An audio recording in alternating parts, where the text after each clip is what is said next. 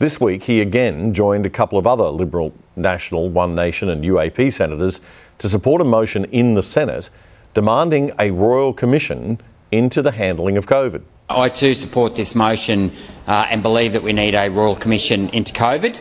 I'd also like a Senate inquiry into COVID as well, but anyway, I'll take whatever I can get at this stage. Because there are a number of issues that need to be addressed in this, and first of all is the origins of COVID itself. We had Anthony Fauci come out the day before Trump's inauguration and said that there would be an outbreak, a surprise outbreak throughout Trump's term.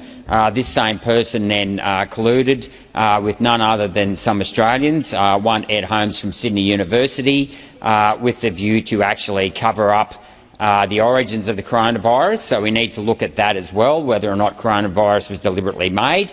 Was there a deliberate cover-up? We then need to look at the diagnostic tool, the PCR testing. We need to determine which part of the COVID sequence was actually used to indicate a positive return. There's 29,000 proteins in the coronavirus. 29 proteins, 29,000 nucleotides. We need to know the length of the nucleotides and that sequence that was used in the PCR test to determine whether or not COVID was positive. We also need to look at why the cycle threshold was set to 40, not 28. Now, you can say what you like about Senator Rennick. You can mock his country Queensland flat A Aussie accent and make fun of him as many on the left do. You can outright lie and accuse him of being a crazy anti-vaxxer as many on the left do.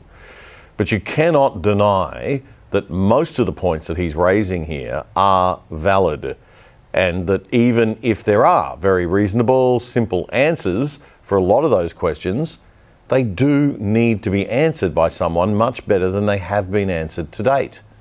But no, it's shut up, put on your mask, stay locked up at home and take your vaccine, you irresponsible citizen. Do what you're told. Track your movements on this app and don't ask any questions, or else we'll send in the cops.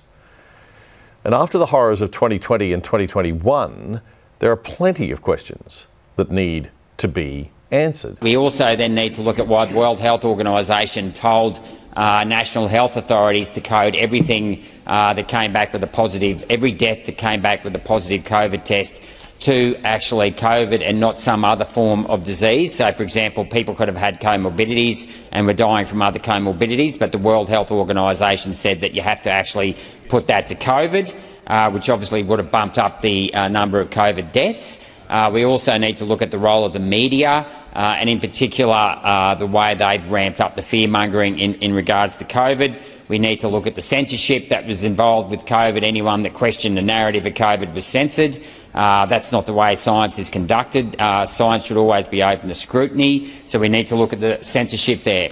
We need to look at the role the state premiers played with their daily press conferences. Who can remember the Queensland Premier with her classic statement, "There's COVID in the sewerage, be scared everybody." That sort of insanity needs to stop and cannot be allowed to ever happen again.